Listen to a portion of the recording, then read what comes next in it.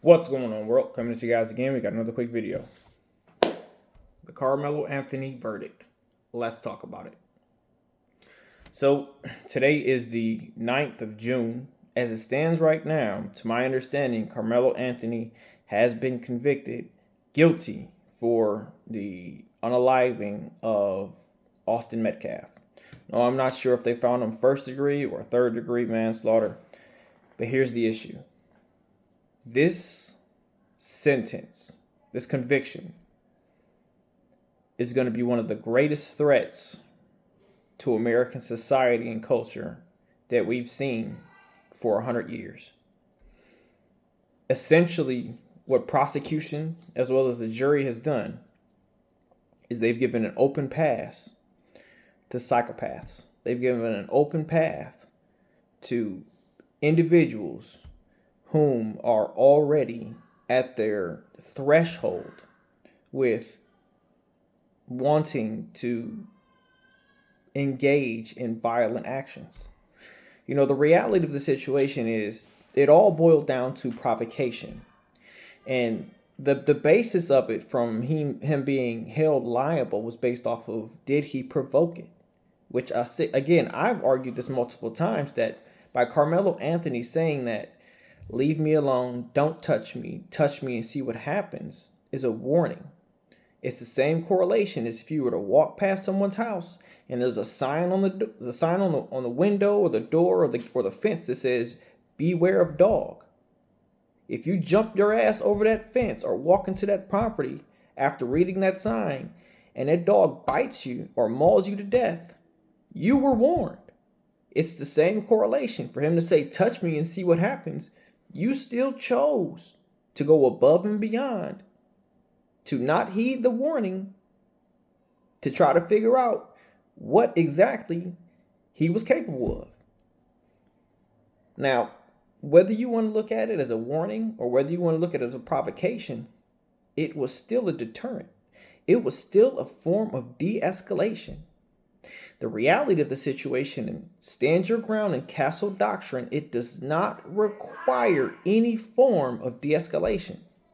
So Carmelo Anthony actually went above and beyond to try to de-escalate the situation.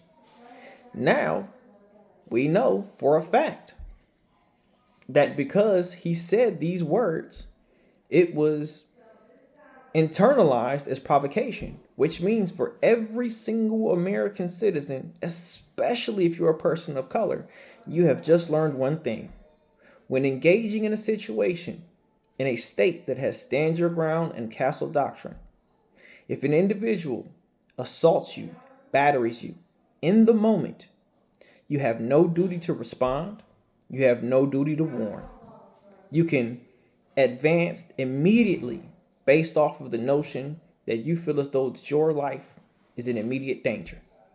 We know for a fact that a fight can hinder the risk of loss of life or great bodily harm. We just saw a 70-year-old man who got into an altercation with a 17-year-old boy and tried to drown him in a lake. We've seen situations and circumstances where people get punched, they fall down, they hit their head on the concrete, and they die and they bleed out. We've seen different situations where people get into an altercation, they get picked up and they get slammed on their head, dead, paralyzed for the rest of their life. So now we are entering into an area to where you don't even have to communicate with an individual. You could be in fight or flight mode, and someone can engage you with assault and battery, physical contact.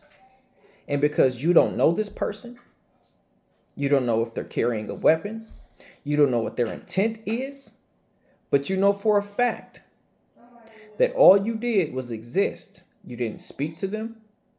You didn't communicate with them verbally or physically or anything otherwise.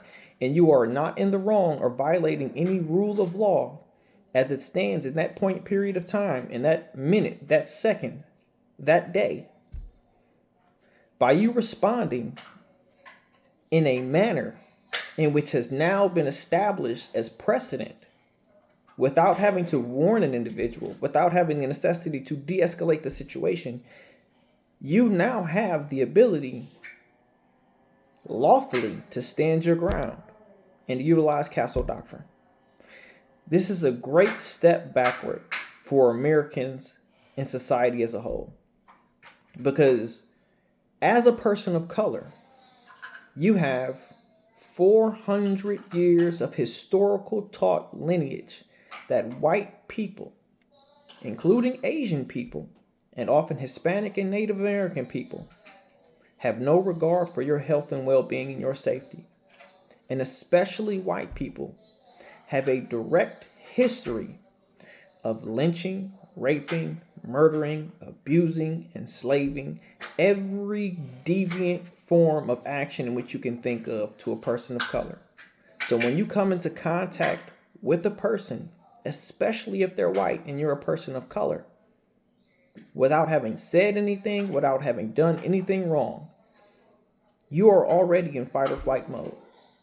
And the moment they touch you, this specific criminal justice matter has given you the pass not to communicate, not to de-escalate, not to talk down, not to warn, but act immediately. Because again, you have no idea what this person's intent is once they put their hands on you. You don't know how far they're willing to go. You don't know if they're armed. You have no clue about the mental status of this individual. So the only thing that you can do is defend yourself as best as you can. And the unfortunate reality is if you are carrying a weapon that is grounded within your state's law to be legal, you have every right to defend yourself. This is one of the greatest tragedies that has happened here in the last maybe 50 to 100 years in American justice and criminal justice. It is such a step back, and it's going to create so much more division between black and white people, to where white people are going to look at black people as super predators, as some politicians have already said. And it's going to have the capacity for black people to look at white people in a manner to say that, okay, when a white person engages me and they put their hands on me, I don't have to warn them, I don't have to deter it, I don't have to de-escalate, I don't have to talk them down. I can just react because I have no idea what this person's intentions are. Because if they had honorable intentions, if they had earnest intentions, they would not have put their hands on me, because communication is key. Again, this is going to be a terrible, terrible, terrible ripple of effect that's going to happen throughout our country. And, I hope they reverse this on appeal and they recognize the fact that Carmelo Anthony said, "Don't touch me." He said, "Touch me and see what happens." And that's internalized and recognized as a warning, right? Again, it's common within the black community to where you say, "Don't touch me," or "Touch me and see what happens." Or they say, "Cross this line and see what happens," right? These are measures that are, from a cultural standpoint, a warning, in which, there are pictures of Austin Metcalf putting up hand gestures which can be assimilated or correlated to hip hop culture. So it's likely that he understood and knew what that meant by Carmelo Anthony saying, "Touch me and see what happens." A lot of people are very aware of hip hop terminology and slang, especially with TikTok and social media nowadays. So, hopefully this gets overturned on appeal. And the unfortunate reality is I am not condoning the actions of Carmelo Anthony. You know, two wrongs don't make a right. Turn the other cheek. Eye for an eye leaves the world blind. I am not an advocate for violence. I am not a violent person. But, that's not to say that you shouldn't be prepared, as well as having the capability and capacity to defend yourself at all times, at any time, against any person in any situation. You know, This is, again, this is a great, this is a terrible and a misrepresentation of justice for all American people. And unfortunately, I do believe this is going to cause uh, a great increase in violence throughout our country, unnecessarily. Because again, Carmelo Anthony did say, "I have no reason to leave.